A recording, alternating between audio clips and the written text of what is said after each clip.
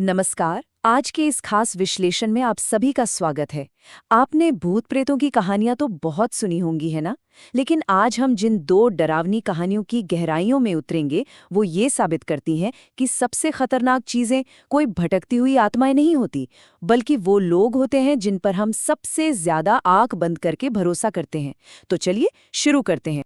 किसी ने सच ही कहा है कि सबसे डरावनी चीजें किसी अंधेरे रास्ते पर नहीं छुपती, वो हमारे अंदर ही छुपती हैं। ये एक विचार आज के हमारे इस पूरे एक्सप्लेनर का आधार तय करता है। आज हम लोक कथाओं और इंसानी दिमाग के उस अंधेरे हिस्से को समझेंगे, जहां डर की असली वजह कोई भूत नहीं, बल्कि इंसान के अपने कर्म होते हैं। तो चलिए सीधे आते हैं हमारी पहली केस स्टडी पर, श्रापित खोइंचा। अब ये कहानी बिहार के एक छोटे से गांव की है। आलोक और पूर्णिमा नाम के दो जवान लोगों की नई नई शादी हुई थी, जो कि एक अंतरजातीय विवाह था। पर इस किस्से की गहराई को समझने के लिए पहले हमें खोंचा की रस्म को समझना होगा। खोंचा असल में एक माँ का अपनी बेटी की विदाई पर दिया गया आखिरी आशीर्वाद होता है।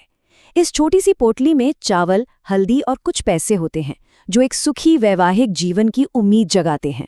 ये एक बेहद खूबसूरत और पवित्र परंपरा है। लेकिन इस कहानी का सबसे डरावना हिस्सा इसी पर टिका हुआ है। होता क्या है कि शादी के बाद हालात अचानक से बिगड़ने लगते हैं। पूर्णिमा की पहली ही रात एक भयानक सपने में बदल जाती है। सोचिए, वो खिड़की के बाहर अपनी ही जैसी दिखने वाली एक आत्मा को हवा में उड़ते हुए देखती है, जिसकी आंखों से खून बह रहा था। फिर अचानक गांव का जनरेटर फेल हो जाता है और पूरा घर गुप अंधेरे में डूब जाता है। पूर्णिमा अपने पति आलोक को बुरी तरह काट लेती है और पागलों की तरह हंसने लगती है। बात यहाँ तक बिगड़ जाती है कि वो कुएं में उल्टी लटककर अपनी ही परछाई से बातें करती है और खुद को कैंची से घायल कर लेती है। एक रोमांटिक शुरुआत का इतनी जल्दी एक अलौकिक हॉरर में बदल जाना सच में रोंगटे खड़े कर देता है। कुछ दिन बाद पूर्णिमा ने आम के पेड़ पर लटक कर जान दे दी और आलोक ने भी उसके गम में दम तोड़ दिया। लेकिन यहाँ दिमाग में एक बहुत बड़ा सवाल आता है, आखिर पूर्णिमा के साथ हुआ क्या था? वो आत्मा जो बिल्कुल उसके जैसी दिखती थी, वो उसके पीछे क्यों पड़ी थी? चलिए इस राज से पर्दा उठाते हैं। पूर्णिमा की मौत के 3 दिन बाद उसके माता पिता को एक खौफनाक सपना आया, जिसने सच्चाई बयान कर दी। असल में पूर्णिमा के माता पिता ने उसकी जिद के आगे झुककर शादी के लिए हाँ तो कर दी थी, लेकिन लोग क्या कहेंगे, ये डर उन्हें अंदर ही अंदर खा रहा था। उन्हें अपनी इज्जत मिट्टी में मिलने का डर था। इसलिए उन्होंने क्या किया, उन्होंने एक तांत्रिक से संपर्क किया और फिर सामने आया सबसे बड़ा धोखा। उस माँ ने, जिसने बेटी को आशीर्वाद देना था, उसी पूर्णिमा के पवित्र खोंचे में काला जादू और मौत का सामान बांध दिया। अपनी सामाजिक इज्जत बचाने के लिए माता पिता ने अपने ही हाथों अपनी बेटी का कत्ल कर दिया। ये किस्सा इस कहानी के मूल विषय को बिल्कुल साफ कर देता है। जो शुरुआत में हमें एक उड़ने वाली, खून से सनी आत्मा का डर लग रहा था, वो दरअसल एक छलावा था। असली खतरा वो तो सामाजिक दबाव, जाति का अहंकार और माता पिता का धोखा था। इंसान का झूठा गुरूर सच में किसी भी भूत प्रेत से ज्यादा खतरनाक हो सकता है। चलिए अब बढ़ते हैं हमारी दूसरी केस स्टडी की तरफ, वापसी का रास्ता नहीं। ये कहानी है माधव की, जो 5 साल बाद अपनी बीमार माँ से मिलने साइकिल पर अपने गांव बेदीपुर लौट रहा है। रास्ते में गांव के बाहर एक विशाल बरगद के पेड़ के नीचे उसे एक बूढ़ा आदमी मिलता है, जो हुक्का पी रहा था। और वो माधव को एक ऐसी चेतावनी देता है जो किसी को भी डरा दे, चाहे जो भी सुनाई दे, पीछे मुड़कर मत देखना। ये एक ऐसी लाइन है जो आगे आने वाले पूरे खौफ का बेस सेट कर देती है। बरगद के पेड़ पर उस चेतावनी के बाद जैसे पागलपन शुरू हो जाता है। उस घने अंधेरे रास्ते में माधव को अपनी माँ की आवाज सुनाई देती है और उसके ठीक पीछे किसी और साइकिल के चलने की आवाज आती है। गांव के प्रवेश द्वार पर पहुंचते ही एक ऐसी अस्वाभाविक खामोशी छा जाती है जो बिल्कुल नॉर्मल नहीं थी।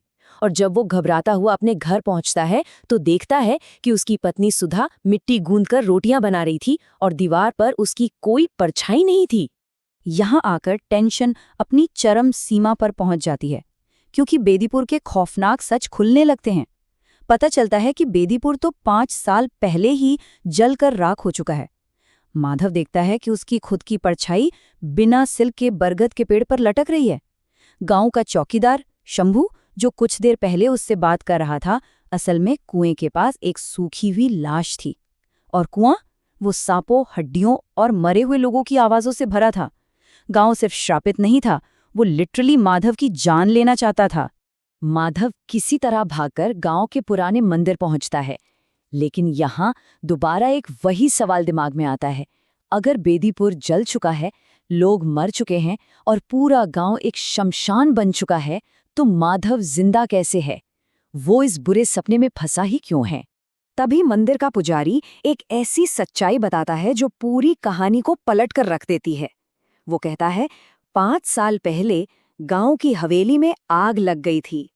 ये सुनने में भले ही एक आम सी लाइन लगे, लेकिन इसके पीछे माधव के सफर की सबसे भयानक सच्चाई छिपी हुई थी।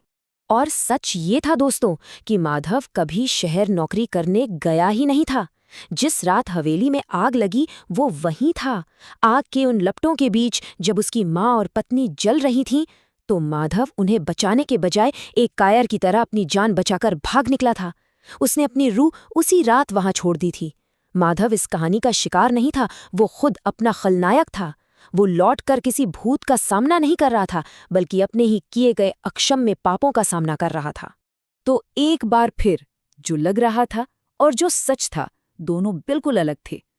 शुरुआत में लगा कि बेदीपुर एक भुताहा गांव है, लेकिन असली खतरा उसकी खुद की आत्मग्लानि और उसकी कायरता का जानलेवा नतीजा था। और पता है, इस कायरता की सजा उसे क्या मिली? माधव का शरीर लकड़ी और मिट्टी में बदलने लगता है और उसकी नसें बरगद की जड़ों में। वो खुद उस गांव का नया बरगद का पेड़ बन जाता है, एक ऐसी आत्मा जिसका कोई अंत नहीं, जो अब वहीं बैठकर आने वाले नए मुसाफिरों को वही चेतावनी देगा। अपने ही पापों का पहरेदार बन जाना ही उसकी आखिरी और सबसे खौफनाक सजा थी। अब आते हैं इस विश्लेषण के आखिरी हिस्से पर, असली भूत, हमारे अपने कर्म। अगर हम इन दोनों कहानियों को साथ रख कर देखें तो एक बहुत कमाल की बात सामने आती है। ये दिखाता है कि कैसे लोक कथाएं हमारे ही अंदर छिपे सबसे कमजोर हिस्सों को आईने की तरह दिखाती हैं। खुंचा वाली कहानी में मूल पाप था झूठा गुरूर और धोखा, वहीं दूसरी कहानी में ये पाप था कायरता। एक ने पवित्र परंपरा को भ्रष्ट किया तो दूसरे की भूल चुकी यादें ही उसका सबसे बड़ा हथियार बन गई। नतीजा क्या निकला? मासूमियत तबाह हुई और अनंत काल की सजा मिली। इसीलिए ये कहना बिल्कुल सही होगा कि असली भूत हमारे अपने कर्म हैं। इन कहानियों का सबसे बड़ा संदेश यही है कि बाहर अंधेरे में भटकने वाली आत्माएं उतनी भयानक नहीं होती जितने कि हमारे खुद के स्वार्थी फैसले। हम जिन पापों को पीछे छोड़ आते हैं, वे हमेशा एक नया चेहरा पहनकर हमारे सामने खड़े हो जाते हैं। और इसीलिए इस एक्सप्लेनर को हम एक आखिरी सवाल के साथ खत्म करेंगे।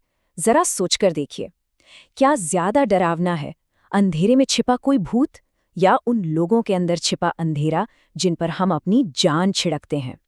अगली बार जब आप कोई डरावनी कहानी सुने तो इस बारे में जरूर सोचिएगा। आज के इस सफर में हमारे साथ जुड़े रहने के लिए बहुत बहुत शुक्रिया।